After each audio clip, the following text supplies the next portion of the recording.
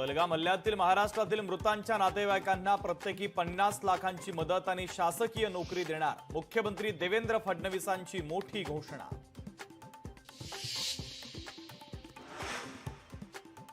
महाराष्ट्र दिनाच्या निमित्तानं नाशिकमध्ये गिरीश महाजन आणि आदिती तटकरे रायगडमध्ये ध्वजवंदन करणार। सूत्रांची माहिती तर सब्र का फल मीठा होता है, मंत्री भरत गोगावले यांची सूचक प्रतिक्रिया। शिंदे समितीकडून चौथा अहवाल राज्य सरकारकडे सुपूर्द। मराठा समाजाच्या 58 लाख कुणबी नोंदी मिळाल्याची माहिती, तर सरकारनं हा चौथा अहवाल स्वीकारू नये लक्ष्मण हाकेंची मागणी।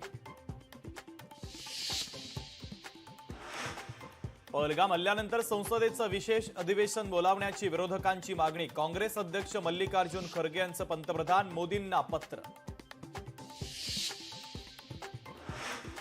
पाकिस्तानकडून सलग 5व्या दिवशी गोळीबार। कुपवाडा बारामुल्लामध्ये पाकिस्तानकडून गोळीबार। पाकिस्तानच्या गोळीबाराला भारताचं जशास तसं उत्तर। काश्मीरमधील 87 पैकी 48 पर्यटन स्थळं पर्यटकांसाठी बंद। इतर ठिकाणी चोख बंदोबस्त। पहलगाम हल्ल्याच्या पार्श्वभूमीवर सरकारचा निर्णय। नागपूर शिक्षक भरती घोटाळ्याच्या संदर्भात शिक्षण उपसंचालक उल्हास नरड यांच्यासह दोघांचं निलंबन। आरोपींच्या अटकेच्या 15 दिवसानंतर निलंबनाचे आदेश।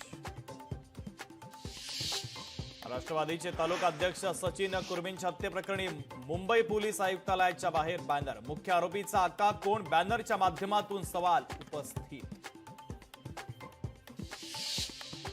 एप्रिल अखेर उत्तर महाराष्ट्र तहानला। नाशिक, जळगाव आणि अहिल्यानगरमध्ये 165 टँकरच्या द्वारे पाणी पुरवठा। मे महिन्यात टँकरची संख्या वाढण्याची शक्यता।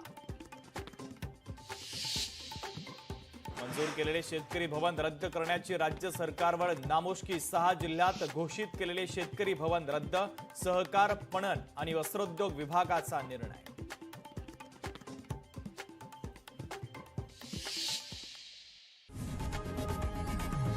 लोकशाही मराठी ऐका, पहा, जागरूक रहा।